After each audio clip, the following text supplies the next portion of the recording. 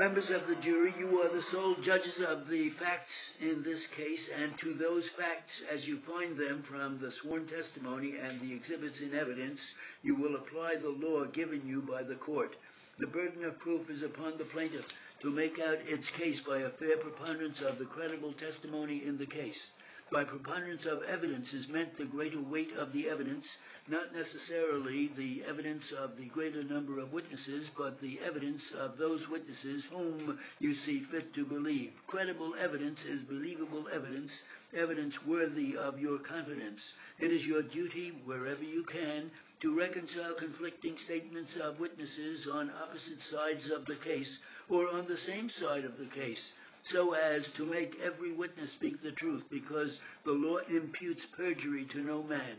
But if you cannot reconcile these statements, it is then your duty to decide which of the witnesses you will believe, and in so deciding, you will take into consideration not only the interest of the witness, if any, in the result of your verdict, but also the demeanor or behavior of the witness on the stand while he is testifying.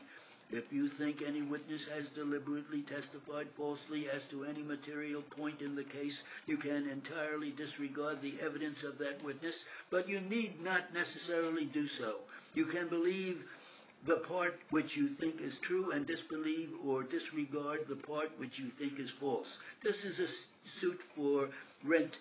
under a contract of lease signed between the landlord and the tenant. The tenant signed the lease, but under the law called the rent law, he is not stopped from attacking the lease within the proper time, and I charge you that his defense or attack on the lease, that it was unreasonable and unjust, was made within the proper time. It is for you to say whether or not his attack on the lease is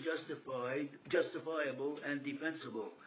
If a landlord makes a lease to a tenant, the tenant has a right to expect that the tenant of that lease will be carried out, and in making up your mind as to what was a fair rental for this apartment, you can take into consideration the apartment as it stood and compare it with other apartments in the neighborhood about which there is evidence. Or you can take your own experience as citizens and apply it to the evidence in this case.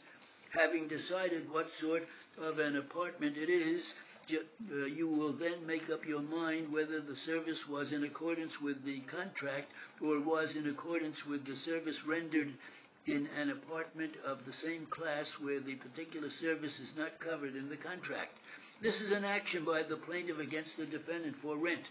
There was a lease between the parties by which the defendant agreed to pay $4,700 per annum. He paid at that rate $391.67 monthly for 9 months. But for the balance of the term, defendant only paid at the rate of $266.66, leaving a difference for the full term of the lease between the amount paid by the defendant and the amount agreed upon in the lease of $4,308.37.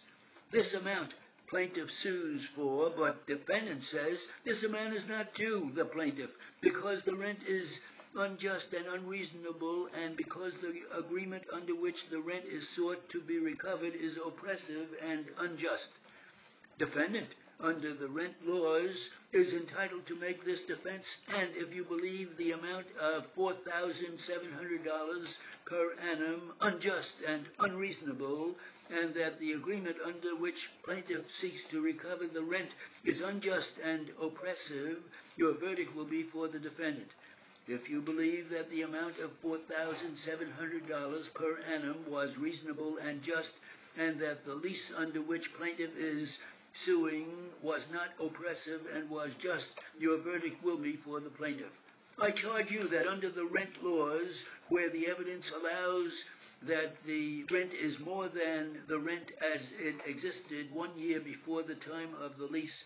under which the rent is sought to be recovered by the plaintiff, such agreement shall be presumptively unjust, unreasonable, and oppressive.